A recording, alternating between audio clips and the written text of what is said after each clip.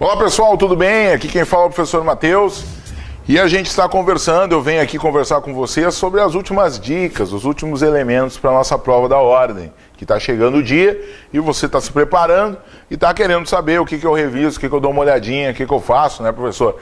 Posso dar uma olhada no quê, como é que eu vou trabalhar isso? Bom, pessoal, direito constitucional, nós temos grandes elementos para dar uma analisada, nós precisamos ficar atentos a isso. E aí nós vamos fazer uma revisão de alguns elementos que são importantes na prova de direito constitucional, que podem vir na tua prova, que tem grande chance de cair na tua prova, certo? Direito constitucional. Bom, questões ligadas aos direitos fundamentais. Direitos fundamentais. Vamos dar uma olhadinha nos direitos fundamentais. Cuidado, direitos fundamentais, com o título 2 da tua Constituição, título 2 da Constituição, certo? Que vai da onde o título 2 da Constituição, professor? Ele vai do artigo 5º até o artigo 17. Artigo 5º até o artigo 17. Por quê, pessoal? Pela seguinte questão. Os direitos fundamentais estão todos no título 2? Não, né? Os direitos fundamentais estão em toda a Constituição. Então, puxa aqui, ó. Direitos fundamentais estão em toda a Constituição Federal. Como eu sei isso? O próprio artigo 5º vai me dizer. Artigo 5º, parágrafo 2º da Constituição Federal vai nos ajudar dizendo que os direitos consagrados pela Constituição estão em todo o ordenamento constitucional, inclusive fora dele. Estão em todo o ordenamento constitucional, inclusive fora dele. Bom, seguindo isso, seguindo esse entendimento, seguindo esses elementos que a gente precisa para o dia da prova. Nós temos que lembrar os direitos tutelados lá pelos direitos fundamentais, quais são os principais direitos e quais são algumas discussões que a gente precisa fazer. Bom, primeira discussão que a gente precisa dar uma olhadinha é no direito à vida. Lembra o direito à vida? Vamos lá, rapidinho. Direito à vida. Direito à vida, meu irmão. Direito à vida, meu velho. Tem que cuidar o seguinte, ó. Direito à vida, primeiro, a gente não tem um conceito claro dentro da Constituição de direito à vida. Nós temos um outro elemento que é a questão da dignidade da pessoa humana. Tá? Mas essa é uma construção do direito à vida. Ou seja, uma visão horizontal do direito à vida, se nós formos olhar, é a questão da dignidade da pessoa humana. Ou seja, ter uma vida digna. Essa é uma parte do direito à vida. A outra parte do direito à vida, a gente tem que lembrar que é estar vivo, permanecer vivo, certo? A condição de ser vivo, certo? De estar vivo, ok? Então, são duas ideias do direito à vida, ok? Estar vivo. Cuidado com esses elementos. A dignidade da pessoa humana no nosso país, ela é um direito, ela é um fundamento da República Federativa. Artigo 1º, inciso 3 da Constituição Federal. Ela é um fundamento da República Federativa do Brasil. Fundamento da República Federativa do Brasil, artigo 1º, inciso 3 da Constituição Federal. Bom, seguindo o raciocínio, a gente poderia chegar num direito importantíssimo hoje, que é o direito da igualdade. Direito da igualdade. Se nós formos analisar o direito da igualdade, cuidado. Direito da igualdade, cuidado. Por quê? Porque no direito da igualdade, nós vamos trabalhar com essas duas ideias de igualdade que precisam estar muito bem resolvidas na tua cabeça. Igualdade formal, igualdade material. E a igualdade material é que está fundamentando o tratamento desigual, um tratamento diferente para os desiguais, para a gente buscar o quê? A igualdade de oportunidades. A igualdade material é aquela igualdade de oportunidades que a gente busca, que a gente quer. Então, cuidado para não se perder nessa discussão, para não se perder nesse elemento. Gente, além disso, um elemento importante, uma outra construção que é necessária ser feita, ó. Diante da igualdade material, nós temos o seguinte: Hoje no nosso país nós temos diversas ações afirmativas. O que são as ações afirmativas? As ações afirmativas são políticas públicas que são criadas, né, políticas que são criadas pelos poderes públicos, ou seja, pelo poder público, políticas públicas que podem ser realizadas tanto pelo poder público quanto pela iniciativa privada, para tentar desigualar, ou melhor, tirar a ideia de isonomia de algumas relações sociais que não são isonômicas. Ou seja, há um tratamento diferenciado nas ações afirmativas, algo que a gente chama de discriminação positiva para grupos sociais, para grupos diferentes que necessitam de uma proteção especial do poder público, que necessitam de uma proteção para serem tratados desigualmente, ou seja, desnivelando o tratamento social que existe hoje, para que a gente tenha no futuro uma igualdade entre esses grupos. Essa é a ideia, essa é a proposta. Nas liberdades, no direito à liberdade, cuidado, né? Cuidado com o direito à liberdade.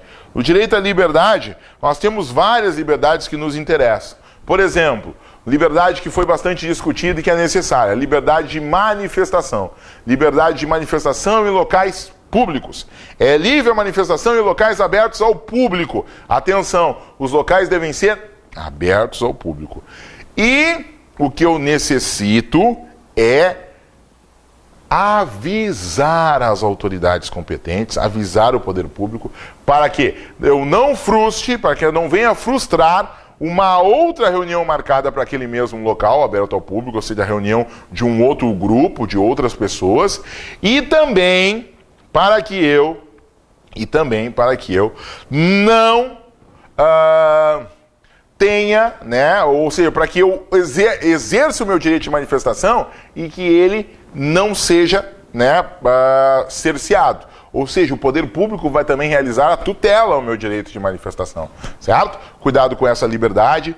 Uma outra liberdade importante é a liberdade artística, liberdade intelectual. Esse é um importante elemento. Nós tivemos uma decisão importante esse ano aqui no Brasil, que foi a questão das biografias não autorizadas, o caso que envolvia o artigo 5º, inciso 10 e o artigo 5º, inciso 9, qual era o limite, né? Se eu poderia realizar biografias não autorizadas diante da questão do direito à intimidade, diante da questão do direito à vida privada, e foi definido pelo Supremo Tribunal Federal que se pode realizar biografias não autorizadas, ou seja, está dentro da esfera da liberdade de expressão intelectual, da liberdade de expressão artística.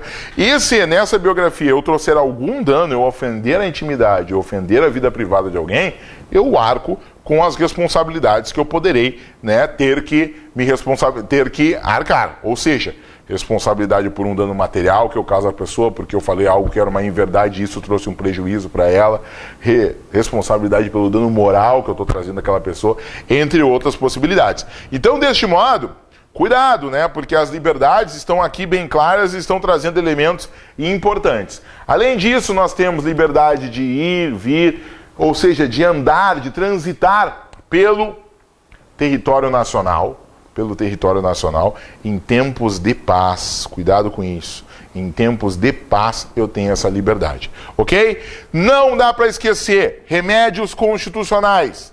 Cuida lá, ó. Habeas corpus, direito de locomoção, tutela o direito de locomoção, certo? Quem pode propor? Qualquer pessoa. Quem pode propor? Qualquer pessoa. Ou seja, ou eu posso impetrar com habeas corpus? Sim. O João pode impetrar com habeas corpus? Sim. Uma pessoa jurídica pode impetrar com habeas corpus? Sim. O que ela não pode ser é paciente. E aí nós temos que lembrar que até nós vamos ter algumas possibilidades. Então cuida isso, certo? Direito de ir, vir, direito de locomoção pelo habeas corpus. Habeas data, o que nós vamos ter? Habeas data, gente, habeas data, nós vamos ter o seguinte, ó. Habeas data é para tutelar o direito de informação da pessoa do impetrante, da pessoa que está entrando com o habeas data, que quer ter acesso a dados seus, dados relativos à sua pessoa, em bancos de dados públicos, aí eu tenho o habeas data, certo? Se eu não tiver acesso a esses dados meus que estão em bancos de dados públicos, o poder público me nega, aquele que é o detentor do banco de dados me nega acesso, eu posso impetrar um habeas data, ok? Muito bem. Mandado de segurança. Mandado de segurança é o remédio constitucional que eu utilizo para tutelar o direito líquido e certo não tutelado por habeas corpus nem habeas data. Direito líquido e certo não protegido por habeas corpus e habeas data, eu vou usar o mandado de segurança. Atenção, mandado de segurança, então, que ele é importante por causa desse elemento. Primeiro eu vejo se cabe habeas corpus, primeiro eu vejo se cabe habeas data, depois eu vou lá no mandado de segurança. Outra coisa, mandado de segurança não admite dilação probatória, ou seja, eu já tenho que levar o elemento no momento em que eu vou impetrar com o mandado de segurança, ou seja, eu tenho que comprovar o meu direito, eu tenho que demonstrar na inicial, ou seja, na inicial do mandado de segurança, que eu tenho esse direito líquido e certo, ou seja, eu já comprovo ali, naquele momento. Depois eu não posso, não vai se admitir dilação probatória, ou seja, esse que é o direito líquido e certo que eu consigo comprovar no exato momento em que eu impetrei com a ação. Seguindo, nós vamos ter o mandado de injunção. Mandado de injunção. No mandado de injunção, eu tenho o seguinte, eu tenho um direito na Constituição, eu tenho um direito fundamental, e esse direito, eu não estou conseguindo exercer ele, eu não estou conseguindo ter acesso a esse direito que a Constituição me concede, porque falta regulamentação. Ou falta regulamentação legal, ou seja, falta uma lei para regulamentar esse direito que eu tenho. Por exemplo, que nós tínhamos na aposentadoria especial dos servidores públicos. O direito estava estabelecido lá na Constituição, mas não sabíamos como exercer porque não tinha uma lei regulando a aposentadoria especial de servidor público. Veio a súmula vinculante número 33 e pelo menos resolveu o problema por enquanto, até que surge uma lei regulando a aposentadoria especial de servidor público, certo? E no mandado de injunção, eu posso ter também a possibilidade de que o poder público, que precisa regulamentar as leis, que precisa cumprir as leis, fazer executar as leis, a administração pública ligada ao poder executivo, esse poder público não fez um decreto regulamentador, não regulamentou a matéria definida em tal direito. Isso também pode provocar um mandado de injunção. Aqui eu tenho a possibilidade de dar a ordem ao poder público e o poder público ter que realizar esse ato de regulamentar num prazo específico que pode ser de 30 dias. Bom, ainda nos direitos fundamentais eu não posso esquecer do direito de propriedade. Vou colocar aqui, ó, propriedade. O direito de propriedade está garantido lá no artigo 5º, inciso 22. É garantido o direito de propriedade. Artigo 5º, inciso 22. Certo? No artigo 5º, inciso 23, está definido lá que a propriedade será exercida segundo a sua função social. Função social. E aí não dá para esquecer no artigo, não dá para esquecer que a função social da propriedade urbana é cumprir com os ditames do plano diretor. Função social da propriedade urbana é cumprir com os ditames do plano diretor. Atenção ao artigo 182, parágrafo 2º. Tá? Cumprir os ditames do plano diretor. E cuidado também com o artigo 186, que tem 4 parágrafos, que vão trazer a função social da propriedade rural. Função social da propriedade rural, que vai ser cumprir com as questões ambientais, cumprir com questões de sustentabilidade, respeito à terra, tal, cumprimento de todas as determinações lá do 186 para a questão da direito fundamental à propriedade. Certo, gente? Bom, ainda na Constituição, participando da nossa revisão, a gente pode ir e deve ir para a discussão das competências. Discussão das competências. Cuidado com as competências, elas vêm com muita frequência na nossa prova e a gente precisa estar preparadíssimo para elas. Cuidado com as competências. E aí nas competências, nós temos que atentar para a distribuição e para a organização das mesmas. Primeiro, se eu for falar de competência, eu preciso lembrar que eu tenho competências legislativas e competências administrativas. Competência administrativa ou então competência material. Competências legislativa, ou então competência administrativa ou competência material. Na competência legislativa, eu vou ter, por exemplo, a competência da União Federal. A União Federal vai ter competência legislativa privativa, que vai ser a competência do artigo 22 da Constituição Federal. Lembra? Privativa. Compete à União privativamente legislar sobre direito civil, direito penal, direito comercial, direito do trabalho, direito processual, certo? Então, todos esses direitos vão estar estabelecidos lá no artigo 22, inciso 1. Lá no 22, inciso 1. Também não posso esquecer que compete à União legislar privativamente sobre desapropriação. Artigo 22, inciso 2. Legislar sobre terras indígenas, certo? Então nós vamos ter essas competências privativas da União. Cuidado, né? Que a competência privativa da União, ela é delegável para os estados por lei complementar. Delegável para os estados por meio de lei complementar. Ou seja, eu posso delegar parte da temática do inciso, ou seja, se o inciso é desapropriação, artigo 22, inciso 2, desapropriação, eu posso passar uma parte do assunto, alguma temática que fale sobre desapropriação para os estados. Eu não posso passar todo o tema para os estados, tá? Cuidado com isso. E somente se eu fizer a lei complementar. E essa delegação de competência privativa da União, ela deve ser feita não para um estado, mas sim para os 26 entes federados e para o Distrito Federal, certo? Cuidado com isso. Ó, muito cuidado para essa competência da União ligada à questão do artigo 24, competência concorrente.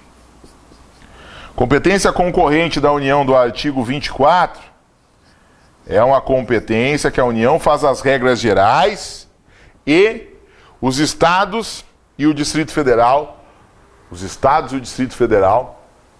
fazem as regras específicas. A União faz as regras gerais, o Estado e o Distrito Federal faz as regras específicas. Eu chamo o artigo 24 de artigo DEU, tá? Por que artigo DEU, professor? Porque quem tem competência concorrente é o Distrito Federal, são os estados e é a União. É o Distrito Federal, são os estados e é a União. Certo? E aí eu faço até uma frasezinha, para você não esquecer. No artigo 24, deu para 3. No artigo 24, deu para 3. Deu para 3 entes federados. Tem que lembrar que são 3 entes federados. Quem são os entes federados? Distrito Federal, Estado e União. Distrito Federal, Estados e União. Certo? Beleza. Bom, não posso esquecer dos estados, né? Os estados. Os estados vão ter uma competência que a gente vai chamar de competência residual ou remanescente, que é uma competência do artigo 25, parágrafo 1º, ok? Artigo 25, parágrafo 1º da Constituição. E os estados vão ter competência concorrente. Competência concorrente. Do artigo 24. Gente, se a gente prestar atenção, os estados vão ter algumas competências, por exemplo, a questão de gás, essas questões que são ligadas. Mas a grande discussão de competência legislativa dos estados vai tocar aqui no artigo 25, parágrafo 1º. Porque a competência dos estados ligadas às competências legislativas vai ser aquela competência que sobra, a competência que é o resíduo. Ou seja, o legislador constitucional disse tudo que compete à União fazer, disse tudo que compete aos municípios fazer e deixou o que não é da União e o que não é do Distrito, o que não é dos municípios, o que não é da União e o que não é dos municípios, fica com os estados. O que não é da União e o que não é dos municípios, fica com os estados. Falando em município, eu tenho que lembrar que o município vai ter as competências do artigo 30, inciso 1, que eu posso dizer que é a competência por interesse local. Alguns podem até dizer que seria uma competência exclusiva, porque só quem tem interesse local são os municípios, certo? E também eu tenho que lembrar que essa competência pode ser do artigo 30, inciso 2, que é a competência de suplementar. Suplementar.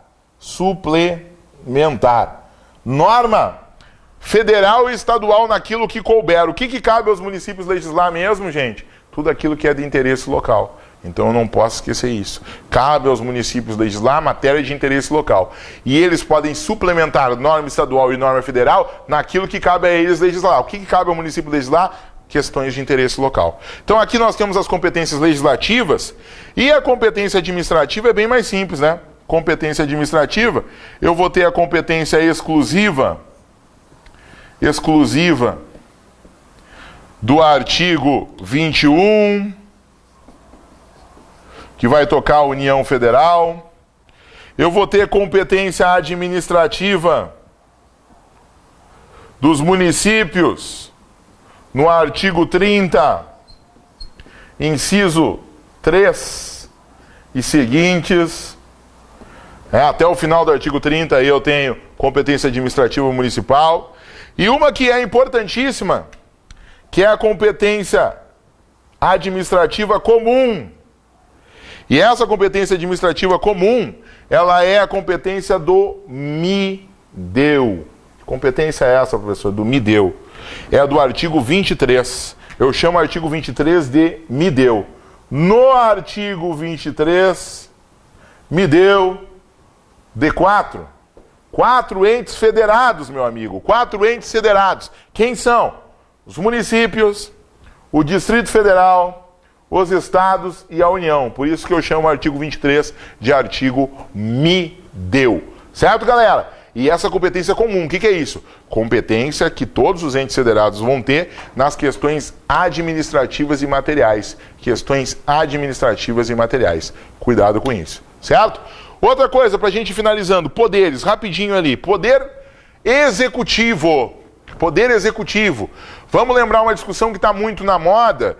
Quer dizer, o ano todo a gente veio falando disso e a prova pode cobrar agora, porque ela não cobrou, não veio essa discussão, então ela pode cobrar agora. Acho que tem muita possibilidade de cobrar essa discussão aqui que eu vou falar para vocês. Poder executivo. O que nós vamos falar? Presidente para ser julgado, presidente para responder a crime. O presidente pode responder a 2 tipos de crime. Crime comum e crime de responsabilidade. Crime comum e crime de responsabilidade. Para o presidente responder a um processo, ele precisa ser autorizado. Ou seja, precisa autorizar o presidente a responder a um processo. Quem autoriza isso? Quem autoriza a investigação, o processo, quem autoriza essa possibilidade é a Câmara de Deputados. A Câmara de Deputados é que autoriza isso. Como é que a Câmara faz? Ela precisa de aprovação de 2/3 dos seus membros para aprovar. 2/3 dos membros da Câmara. E aí, nós precisamos entender o seguinte. Depois disso, a Câmara aprova com 2/3 dos membros. E aí, se o crime é comum, ele vai ser julgado pelo STF. Se o crime do presidente é comum, é julgado pelo STF. Se o crime é de responsabilidade, vai ser julgado pelo Senado Federal, certo? Com a presidência da sessão sendo feita pelo presidente do STF. O presidente do STF é que preside a sessão de julgamento do crime de responsabilidade, mas quem são os julgadores, quem são os juízes, são os senadores. E essa seria, por exemplo, a ideia, essa segunda possibilidade aqui do crime de responsabilidade, a ideia é a questão do impeachment, certo? Do impeachment. E aí tem que cuidar da substituição e a sucessão do presidente. Lembra que o único substituto e sucessor do presidente é o vice. O único substituto e sucessor do presidente é o vice, certo? Presidente da Câmara, presidente do Senado, presidente do STF é a linha de substituição. Primeiro é o presidente da Câmara, segundo é o presidente do Senado e depois é o presidente do STF. Primeiro Câmara, segundo Senado e terceiro STF. Cuida que essa é a linha de substituição. Se vagar o cargo de presidente e vice, nos primeiros 2 anos, ou seja, no primeiro biênio, assume um desses substitutos, em regra o presidente da Câmara, e aí é convocada a eleição para 90 dias, eleições diretas para a população votar. Se vaga o cargo de presidente e de vice nos terceiro e quarto ano, ou seja, no segundo biênio, aí assume um desses substitutos, em regra o presidente da Câmara, que é o primeiro da lista, né? Depois o presidente do Senado, depois o ministro do STF. E aí nós vamos ter eleição em 30 dias, as eleições em 30 dias. Só que essas eleições, o colégio eleitoral é apenas o Congresso Nacional, ou seja, quem vota é o Congresso, ou seja, não vão ser eleições diretas e sim eleições indiretas. Certo, pessoal? Cuidado com isso, e essa era a nossa revisão de direito constitucional. Também dá para dar uma olhada, e a gente não tem tempo aqui para ver, mas dá para dar uma olhadinha rapidinha no controle de constitucionalidade. Controle de constitucionalidade é uma boa chance. Cuidado, cuidado. O examinador tem explorado bastante essa questão. Qual? Controle de constitucionalidade concentrado é exclusivo do STF? Não, né? Controle concentrado de constitucionalidade, controle abstrato de constitucionalidade das leis municipais é dos tribunais de justiça e não do STF. Cuidado com isso, certo? Grande abraço para vocês, uma ótima prova, bom estudo, sucesso na prova. Tchau, tchau.